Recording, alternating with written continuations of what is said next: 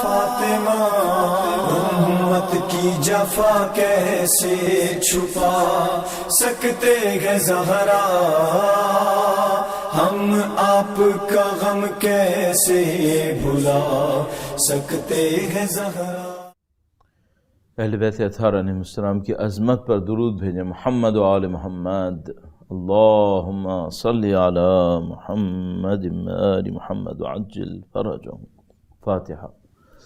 بسم اللہ الرحمن الرحیم، الحمد للہ رب العالمین، الرحمن الرحیم، مالک یوم الدین، ایاک نعبد و ایاک نستعین، اہدنا الصراط المستقیم، صراط الذین انعمت علیہم غیر المغضوب علیہم ولا الضالین، اللہم صلی علی محمد و آل محمد۔ بار دیگر عظمت اہل بیت اطہار علیہ السلام پر شہداء کے مقامات کی بلندی کے لیے میرے خاص شہید قاسم سلیمانی مرحومین کے مقامات کی بلندی کے لیے آپ کے اور ہمارے مرحومین علماء، عرفاء، فقہاء اور بالاخص چند دن پہلے دنیا سے رخصت ہونے والے آیت اللہ محمد تقی مصباح یزدی، ان کی روح کی بلندی کے لیے، اور انشاءاللہ خداوند متعال اہل بیت کے اطہار کے چاہنے والوں میں قرار فرمائے، ان کی محبت پہ موت نصیب فرمائے، ان کے وارث کے ظہور کا دن دیکھنا نصیب فرمائے۔ درود بھیجیں۔ محمد و آل محمد، اللہم صلی علی محمد و آل محمد وعجل فرجهم۔ اعوذ باللہ من الشیطان الرجیم، بسم اللہ الرحمن الرحیم، الحمد للہ رب العالمین، والصلاة والسلام علی سید الانبیاء والمرسلین، حبیب الہ العالمین ابی القاسم محمد، اللہم صلی علی محمد و آل محمد وعجل فرجهم، وعلی آلہ الطیبین الطاہرین، سیما بقیت اللہ فی الارضین۔ قال اللہ تعالی فی کتابہ الکریم، بسم اللہ الرحمن الرحیم، ام حسبت ان اصحاب الکہف والرقیم كانوا من آیاتنا عجبا۔ درود بھیجے گا محمد و آل محمد پر، اللہم صلی علی محمد و آل محمد وعجل فرجهم۔ پروردگار عالم کا بے پناہ لطف ہے، بے پناہ کرم ہے، ان نعمتوں کو دیکھتے ہوئے جن کی کوئی حد نہیں ہے، جن کی تاثیر کبھی ختم نہیں ہوتی۔ نعمت کا اثر کچھ دیر رہے تو نعمت دینے والے کا لطف بھی اتنی دیر رہا، لیکن اگر نعمت کا اثر ابدی ہو، اس کا مطلب ہے لطف بی پایان، اس کا لطف ہمیشہ تھا، اور اس نے بڑا لطف کیا کہ ایسی نعمتیں دیں جن کی کوئی حد نہیں ہے، جن کی کوئی انتہا نہیں۔ آپ بی بی سیدہ سلام اللہ علیہا درود بھیجے گا محمد و آل محمد پر، اللہم صلی علی محمد و آل محمد وعجل فرج۔ بی بی کی شہادت کی مناسبت سے منعقد ہونے والی مجلس میں تشریف فرما ہے۔ اس سلسلہ مجالس کا دوسرا دن ہے، اور دنیا میں جہاں کہیں بھی لوگ ہوں، اگر بی بی کی ذات کا احترام کر رہے ہیں، ممکن ہے یہ ویڈیو کوئی بعد میں دیکھے، ایام شہادت بھی گزر چکے ہوں، تو نبی کی اس روایت کو ضرور ذہن میں رکھیں۔ یہ نبی نے فرمایا کہ سیدہ کا احترام، ان کی محبت، ان سے تعلق کہا 100 جگہ فائدہ پہنچائے گا، موت، محشر، پل صراط ان میں سے ہیں۔ اللہ اکبر! اب اس سے بڑھ کر کیا ہے؟ روز محشر سے بڑھ کر کیا ہے؟ قرآن کریم نے اتنا کہا، یوم الدین، یوم حاشر، یوم قیامہ، اللہ کے نبی فرماتے ہیں مطمئن رہو۔ جملہ تو بڑا عجیب ہے، لیکن اللہ کے نبی آپ کو ہمیں بشارت دے رہے ہیں، اور آپ کو اور ہمیں اللہ کے نبی ایک چیلنج بھی دے رہے ہیں۔ بشارت تو انہوں نے یہ دی کہ دیکھو اتنا کر لو، اس وجود کا احترام کر لو، اس میں خدا نے اسرار رکھے ہیں، ان کی ذات میں خدا متعال کی ذات جلوہ گر ہو رہی ہے ایک عجیب معنی میں۔ اللہ کے نبی کی ذات میں اللہ کی ذات جلوہ گر تھی، امیر المومنین کی ذات میں اللہ کی ذات جلوہ گر تھی، پتہ نہیں کس انداز میں بنت رسول اللہ کے اندر جلوہ گر تھی کہ یہ تمام جلوہ الہی اس کے سامنے احترام کرتے تھے۔ اللہ اکبر! وہ امیر المومنین جو وجہ اللہ ہے، وہ امیر المومنین جو ید اللہ ہیں، وہ ان کے غم میں روئے۔ اللہ اکبر! بس اللہ کے نبی نے ہم سے کہا کہ میں نے تمہیں ایک انعام دیا ہے، کہ خدا کا کوئی خاص انعام تھا اللہ کے نبی کے اوپر۔ بھئی تقریباً سب متفق ہیں کہ سورہ کوثر کا اصل بیان بی بی کی ذات ہے، تقریباً سب کا اتفاق ہے اس کے اوپر۔ تو اگر بی بی کی ذات میں خدا متعال نے نبی کو ایک ایسی کثرت دی ہے، نہ بے معنی عددی، نہ نمبرز کے اندر، بلکہ معنویت اور روحانیت کے اندر، کہ اللہ کے نبی سے یہ مطالبہ کیا گیا ہے فَسَبِّحْ بِحَمْدِ رَبِّكَ،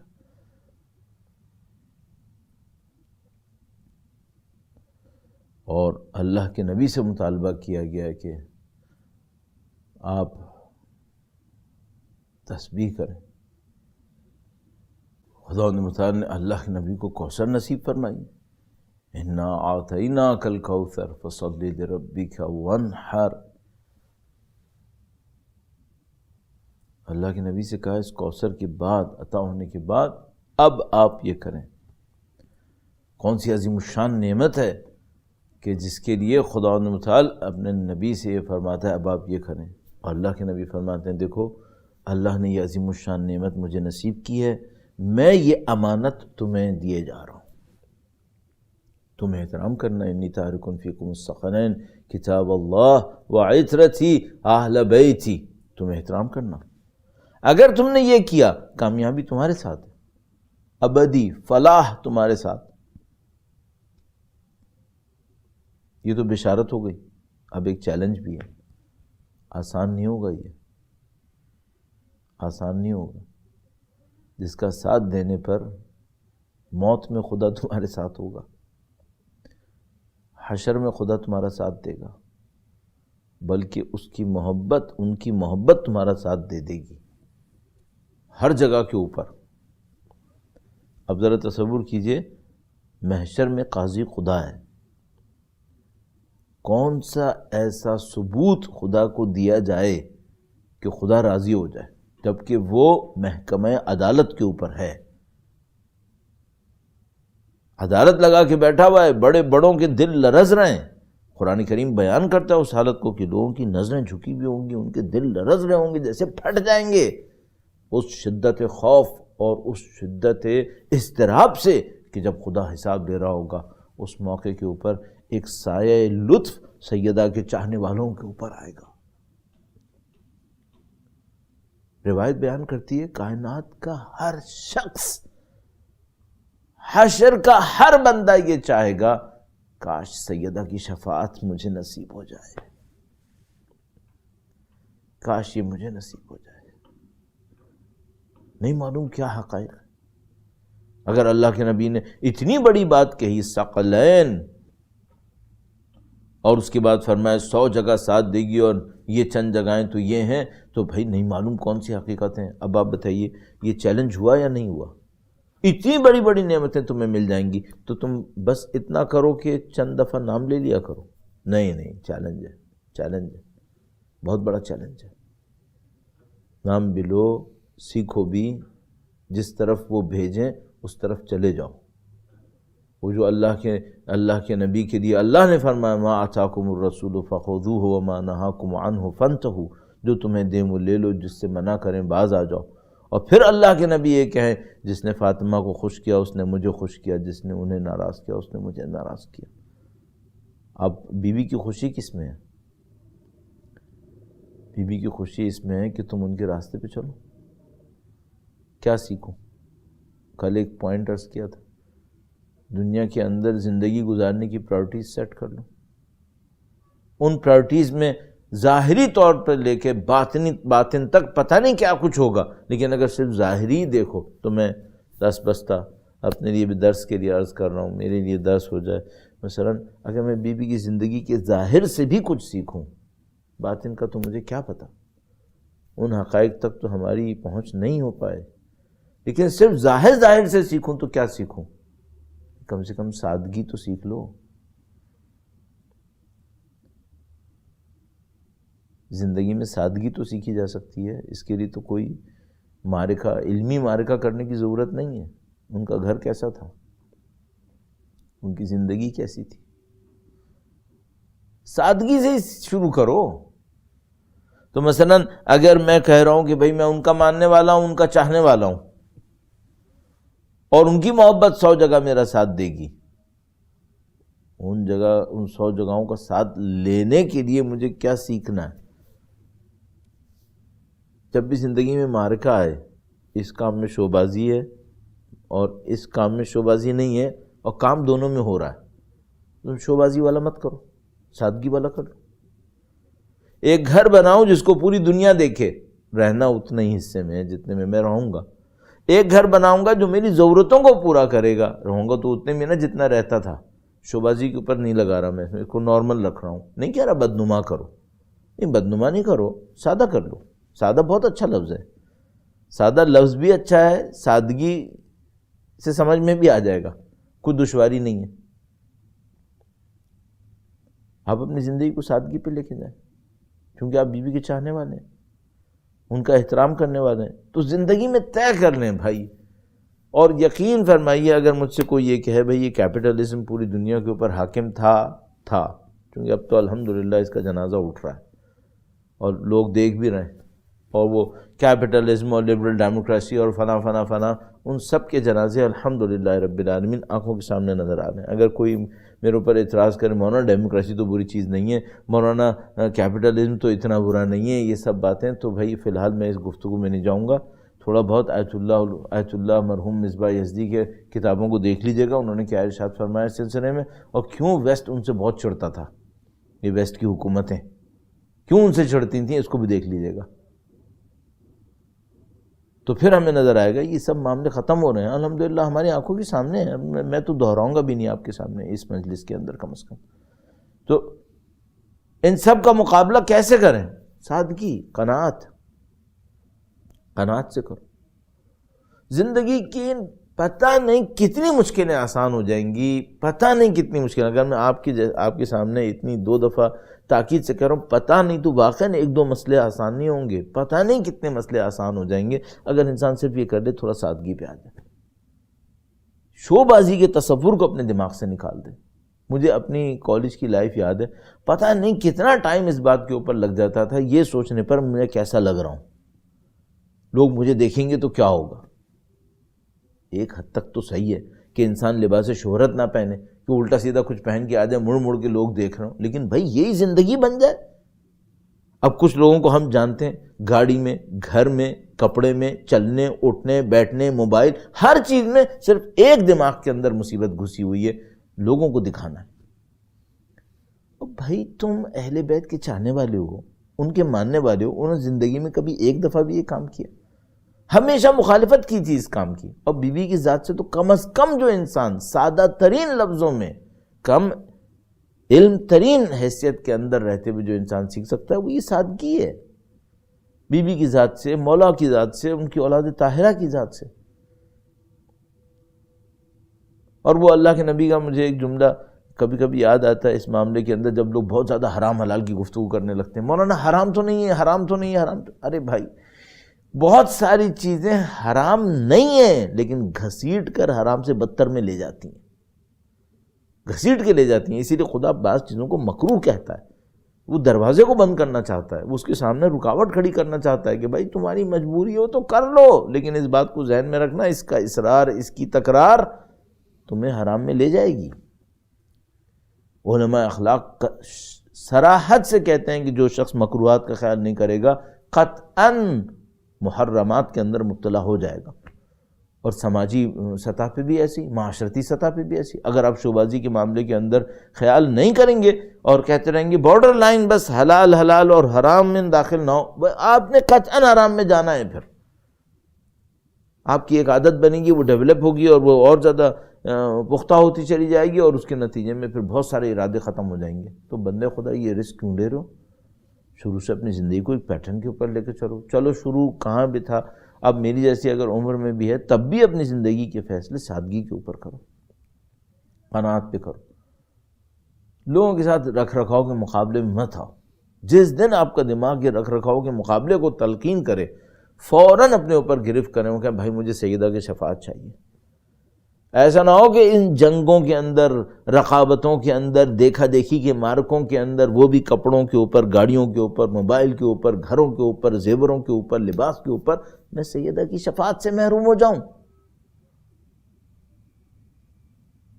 ایسا نہ ہو میرے ساتھ. اور اگر مقابلہ ہی کرنا ہے تو خدا متعارف کہتا ہے تقویٰ میں مقابلہ کرو نا، خدا کی بندگی میں مقابلہ کرو، خلوص میں مقابلہ کرو.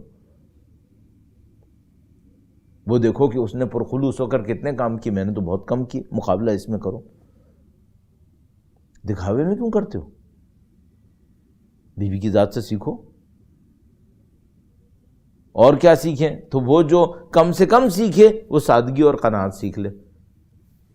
تھوڑا سا اوپر جا کے کچھ سیکھنا چاہ رہا ہے تو کیا سیکھے؟ ایثار سیکھو، فداکاری سیکھو، جس کو فارسی میں ایک لفظ کہتے ہیں، اصطلاح کہتے ہیں، اور وہ اردو میں بھی استعمال ہوتا تھا پہلے، اب نہیں ہوتا کیونکہ ہماری اردو پہلے فارسی سے متاثر تھی، اب علیحدہ ہی کہیں جا رہی ہے. اس کو کہتے ہیں از خود گزشتگی، اپنے آپ سے گزر جانا. جو بیوی کی ذات کو تھوڑا سا بھی پڑھے تو جو بات فوراً سمجھ جاتا ہے وہ یہ کہ بیوی اپنے لیے کچھ نہیں کر رہی، جو کچھ کر رہی وہ دوسروں کے لیے کر رہی. از خود گزشتگی، گزر گئی.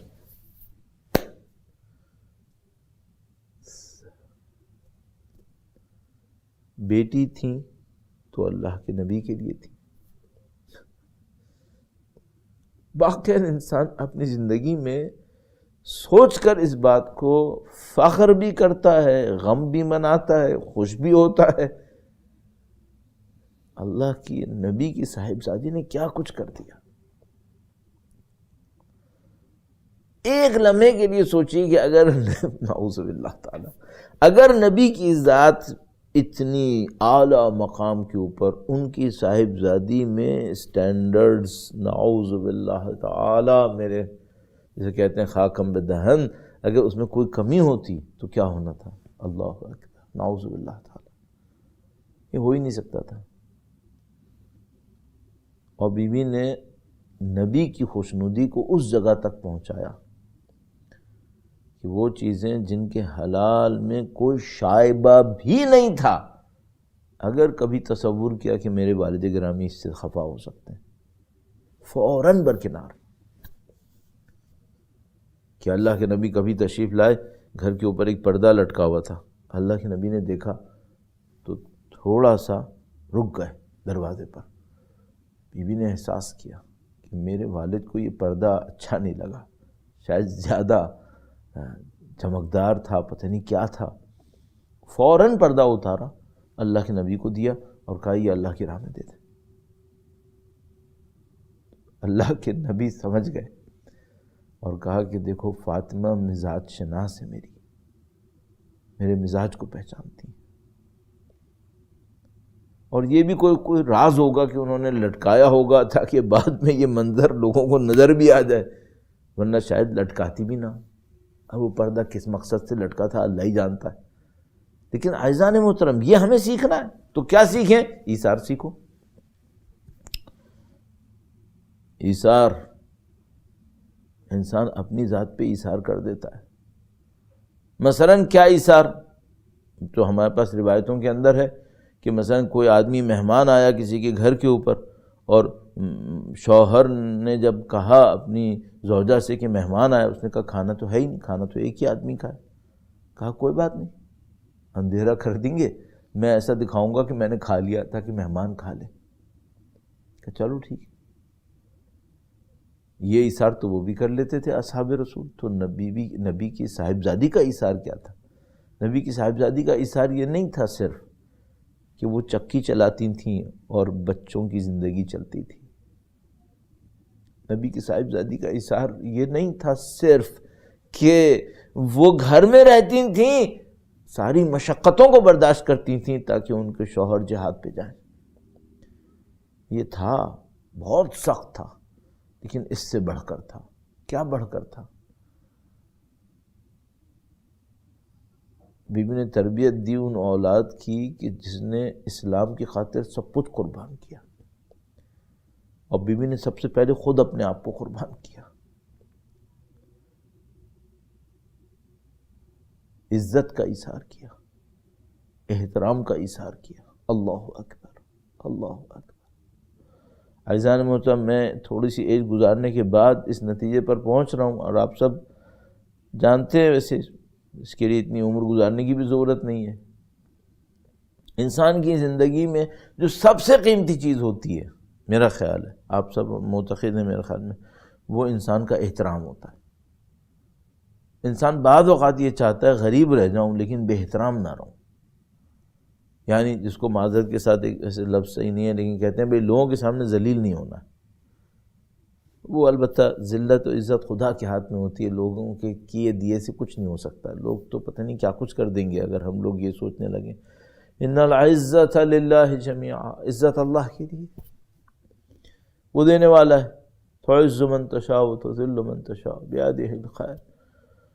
تو یہ تو سب کچھ وہاں سے ہے، لیکن مثلا انسان یہ سوچے بھائی پیسہ نہ ہو، طاقت نہ ہو، شہرت نہ ہو، احترام ہو، اتنا چاہتا ہے انسان۔ اور اگر کوئی اللہ کی راہ میں اپنا احترام بھی قربان کر دے، کیوں اللہ کے نبی کے بعد بہت سارے لوگوں نے اہل بیت کا ساتھ نہیں دیا، احترام نہیں دے سکتے تھے؟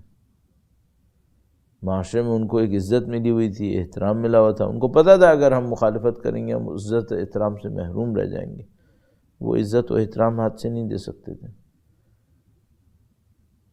لیکن یہ وہ خاندان تھا صاحب عزت جس نے اللہ کی دی ہوئی عزت کے اوپر بھروسہ کیا۔ وَمَن يَتَوَكَّلْ عَلَى اللَّهِ فَهُوَ حَسْبُهُ، اللہ نے ان کی عزتوں کو بلند کر دیا۔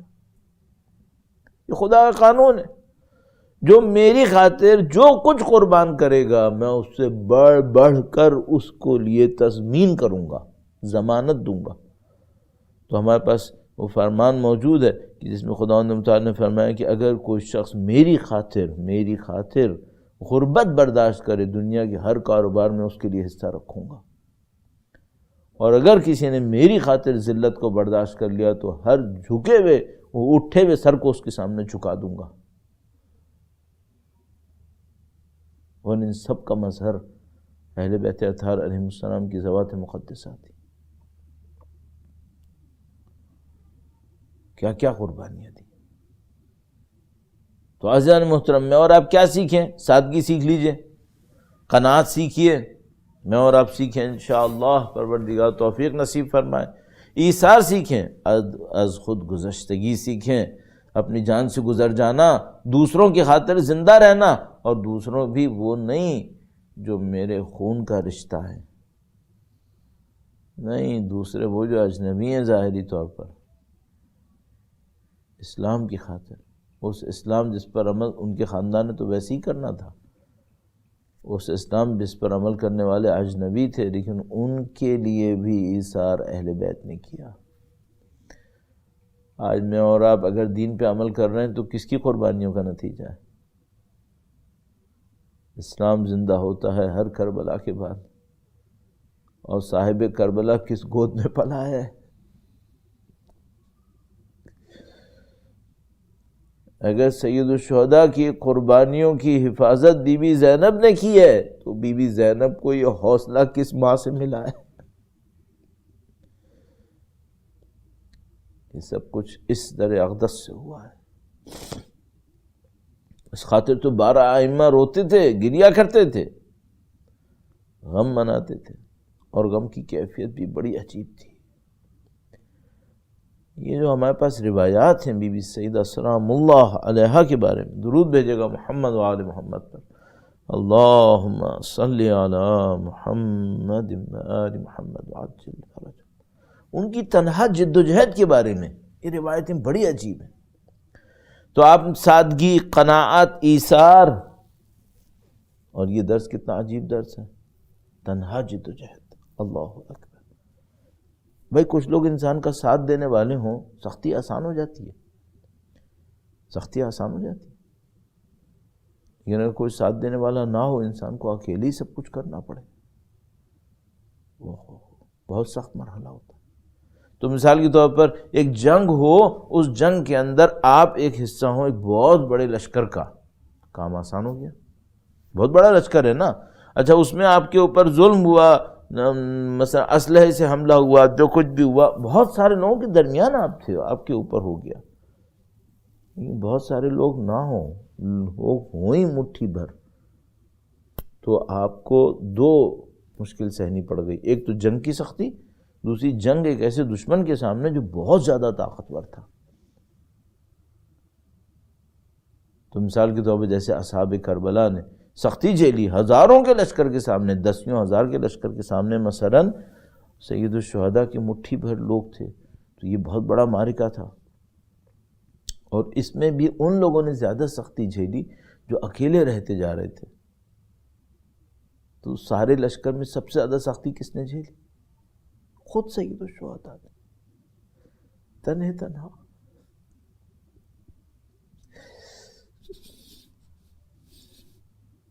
آج کربلا میں 6 کروڑ بھی جمع ہونا، اس وقت کا کوئی جبران نہیں ہو سکتا جب حسین اکیلے کھڑے تھے، اور اکیلے کھڑے تھے، اور یہ جانتے ہوئے کھڑے تھے کہ اب جو میں گیا تو میرے خیام پہ حملہ ہوگا۔ دونوں باتوں میں بہت فرق ہے۔ ایک دفعہ انسان اکیلا کھڑا ہوتا ہے، اس کو پتا ہوتا ہے میں مرا، معاملہ ختم۔ ایک دفعہ اس کو پتا ہوتا ہے میں جو مرا۔ تو میں ہمیشہ عرض کرتا ہوں مولا علی اکبر کے مصائب میں یہ پہلو بھی تو سوچو کہ علی اکبر خود تو جان دے رہے تھے، لیکن ان کو پتا تھا کہ اب جب میں جاؤں گا تو اگلی باری میرے بابا کی ہے، اور امام حسین جانتے تھے کہ میں تو جاؤں گا تو پھر اس کے بعد خیموں کی باری ہے، لہذا جب امام جنگ کے لیے جاتے تھے تو تھوڑی دیر کے بعد واپس آتے تھے، خیمے کے سامنے کھڑے ہو کر کہتے تھے لا حول ولا قوت الا باللہ، گویا اعلان تھا اہل بیت کے لیے کہ ابھی حسین زندہ ہے۔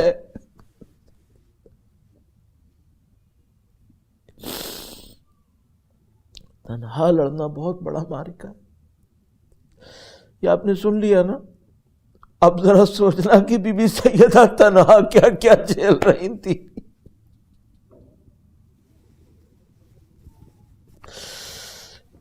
لا الہ الا اللہ، خدا نے متعال کے دین کی عظمت کے لیے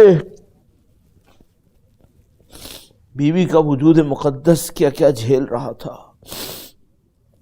اور عزیزو ایک دفعہ دشمن کا مقابلہ کرنا ہوتا ہے شمشیروں سے، ایک دفعہ دشمن کا مقابلہ کرنا ہوتا ہے مظلومیت سے، تو ہم سب کو معلوم ہے کہ مولا سید سجاد کا صبر کتنا وسیع تھا. لقب سید صابرین پڑا چونکہ مقابلہ شمشیر سے نہیں تھا، مقابلہ زنجیر سے تھا. اور اب بی بی سیدہ سلام اللہ علیہا کی قربانی شمشیر سے نہیں تھی، بی بی کی قربانی در و دیوار میں پسنے سے تھی. اللہ اکبر. بی بی کا اثار اس جگہ کے اوپر تھا، اور بی بی کے غموں کا پنہا رکھنا، اپنی تکلیفوں کو خود سہتے رہنا، اور اس مقام پر آ کر سہنا کہ امیر المومنین ایک موقع پر کفن کے موقع پر گریہ فرما رہے ہیں. اور اس سے کچھ دیر پہلے بی بی سے کہہ رہے تھے، بی بی اسماء بنت امیس سے، کہ بچوں کو سنبھال کے رکھیے گا، بچوں کی آواز بلند نہ ہو، کیونکہ بی بی کی وصیت پر عمل ہونا ہے. اور پھر گریہ کرنا شروع کر دیا. اب ماما اتارا عزیزو، اس سے پہلے بھی امیر المومنین نے گریہ کیا ہے بی بی کے سیدہ کے غم میں، اور اس کے بعد بھی گریہ کیا ہے. یہ جو گریہ بعد میں تھا وہ نہج البلاغہ میں امیر المومنین کا مرثیہ موجود ہے، اور جو گریہ اس سے پہلے تھا وہ لمحہ تھا جب امیر المومنین مسجد نبوی سے گھر تک آنے میں زمین پر بیٹھتے تھے.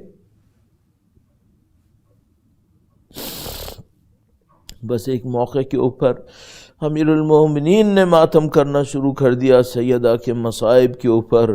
اور عزیز و عجیب لمحہ ہے، عجیب لمحہ ہے. یہ جو میں نے عرض کیا تنہائی میں غم سہنا کتنا سخت ہے.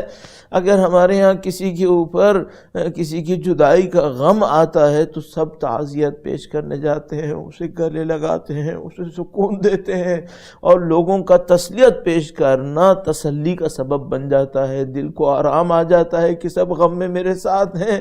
لیکن یہ عجیب غم تھا بی بی سیدہ سلام اللہ علیہا کا کہ وہ گریہ کرے تو لوگوں کو برا لگے کہ گریہ کیوں کرتی ہیں، رسول گرامی کو یاد کیوں کرتی ہیں، چونکہ ان کو اپنی حکومتیں خطرے میں نظر آتی تھیں، اپنے غصب کی ہوئی حرکتوں برملا ہوتی بھی نظر آتی تھیں، تو چاہتے تھے کہ سیدہ خاموش ہو جائیں.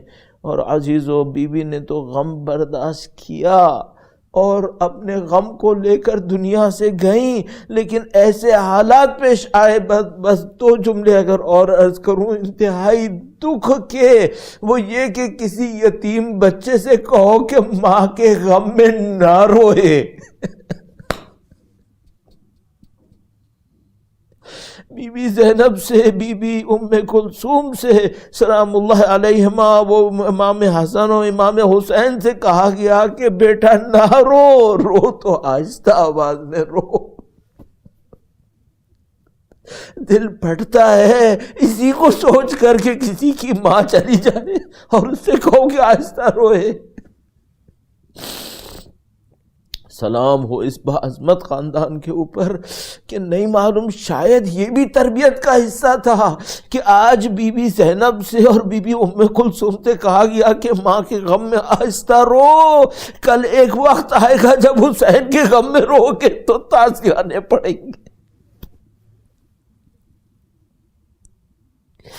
لعنت اللہ علی القوم الظالمین وَسَيَعْلَمُ الَّذِينَ ظَلَمُوا أَيَّا مُنْقَلَبٍ يَنْقَلِبُونَ. پروردگارا تجھے واسطہ نبی اولاد نبی کا، تجھے بی بی سیدہ کی قربانیوں کا واسطہ ان کی شفاعت ہمیں نصیب فرما. اے پاک پروردگار ان کی سائے لطف و عنایت ہمیں موت کی اور موت سے پہلے اور بعد کے تمام مراحل میں نصیب فرما. خدا رسول خدا نے بی بی کی ذات کے احترام کے نتیجے میں جو وعدے دیے ہیں ان وعدوں کو حاصل کرنے کی سعادت نصیب فرما. اے پاک پروردگار جنہوں نے بی بی سیدہ پہ ظلم کیا، بی بی سیدہ پہ ہاتھ اٹھایا، انہیں بدترین عذاب میں مبتلا فرما. خدایا تجھے واسطہ نبی اولاد نبی کا بی بی سیدہ کی اولاد طاہرہ کی حکومت کا دن دیکھنا نصیب فرما، امام کی تشریف آوری کا دن دیکھنا نصیب فرما، ان کی نصرت کی سعادت نصیب فرما، اس راہ میں شہادت نصیب فرما. ربنا تقبل منا انك انت السميع العليم وتب علينا إنك أنت التواب الرحيم بجاه نبيك وعترته الطاهرين. اللهم صل على محمد وآل محمد وعجل فرجهم.